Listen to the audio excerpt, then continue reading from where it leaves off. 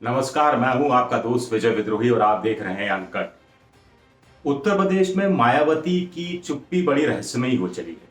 लोग इसके कई कई मतलब निकालने की कोशिश कर रहे हैं। समाजवादी पार्टी के लोग कह रहे हैं कि मायावती तो दरअसल बीजेपी की बी टीम हो गई है।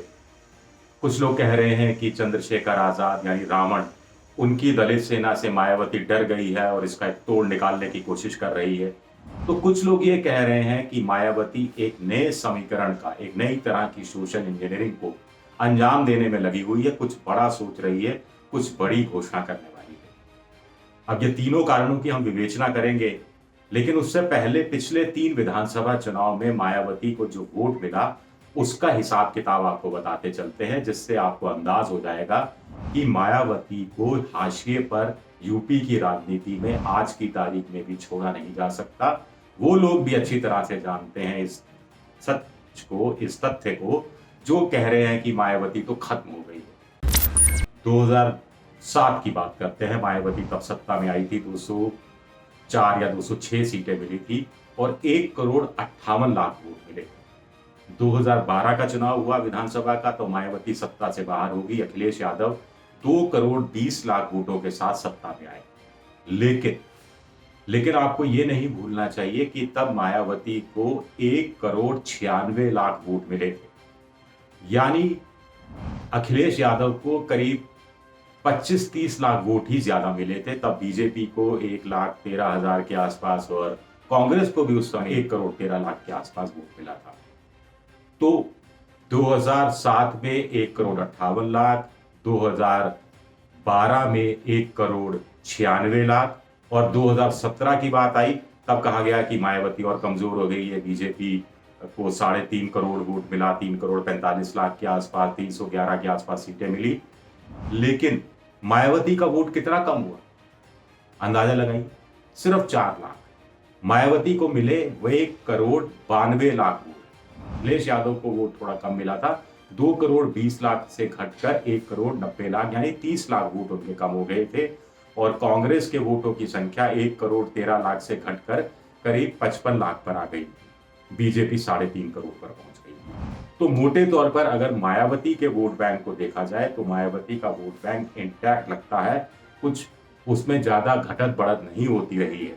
यानी एक सॉलिड आधार है जिसके आधार पर कोई भी पॉलिटिकल पार्टी सत्ता के मकान को, सत्ता की आलीशान बिल्डिंग को, महल को खड़ा करने की स्थिति में। लेकिन मायावती के लिए क्यों कहा जा रहा है कि वो बीजेपी की बी टीम है? दरअसल कहा जा रहा है कि मायावती को एनफोर्समेंट डायरेक्टरेट का डर है, सीबीआई का डर है, इनकम टैक्स का डर है और बीजेपी ये डर दिखाती रहती है।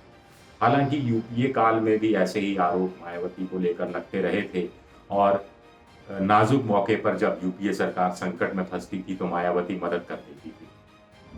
दूसरी बात यह है कि हाल ही में जो पंचायत चुनाव के बाद अध्यक्षों के चुनाव को लेकर जिस ढंग से व्यापक ढंग से हिंसा हुई, जिसमें बीजेपी नेताओं, बीजेपी विधायक, बीजेपी कार्यकर्ताओं के वीडियो तक वायरल हुए, उसकी आलोचना तो मायावती ने की, लेकिन किस अंदाज में? उन्होंने सपा का गुंडा राज, अखिलेश यादव के गुंडे राज की भी याद दिला दी।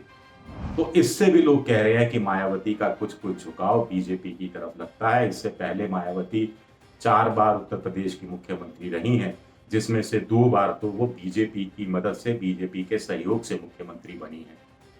अब चंद्रशेखर आजाद या चंद्रशेखर रावण की बात करें तो उनका पास बोली है, भाषा है, प्रभावशाली नेता हैं, युवा हैं, बड़े वर्ग को आकर्षित करते हैं।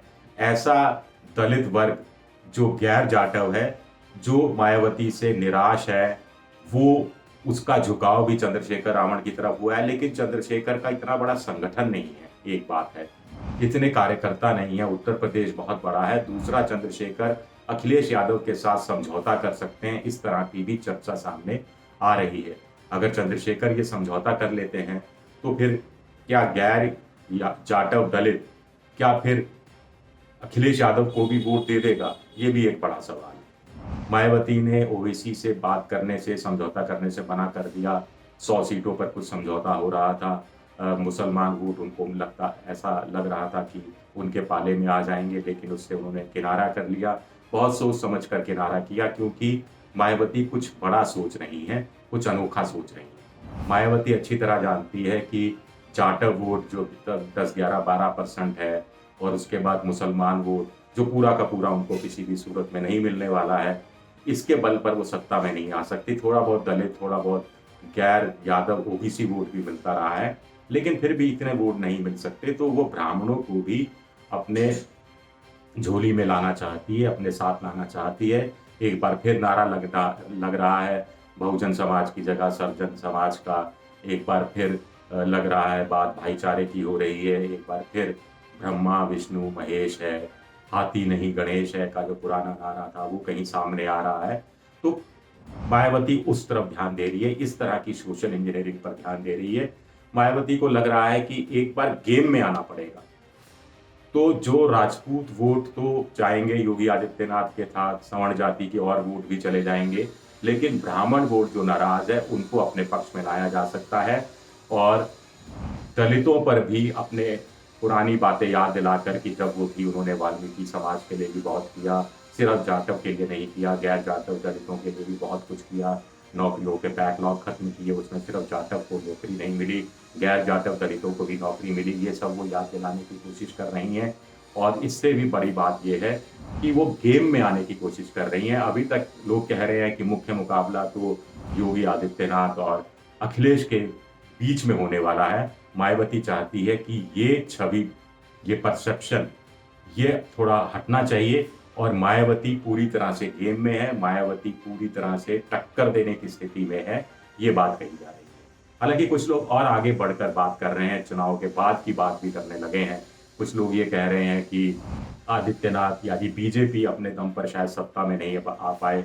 पिछले 2 बार से देखा गया है कि जो भी मुख्यमंत्री अपने दम पर सत्ता में आता है, जो भी पार्टी, वो अगली बार फिर वाइप आउट हो जाती है। अगर यही परंपरा निभाई गई तो क्या मायावती तब बीजेपी का समर्थन कर देंगी, बदले में केंद्र से कुछ हासिल हो जाएगा? इस पर भी लोग सवाल जवाब कर रहे हैं। हम इस पर कोई सवाल जवाब नहीं करना चाहते। मीडिया में ये बातें उठ रही हैं, इसलिए सामने रख रहे हैं, क्योंकि हम नहीं चाहते कि किसी का खेल हमारे कारण बिगड़े या किसी का खेल हमारे कारण सुधरे।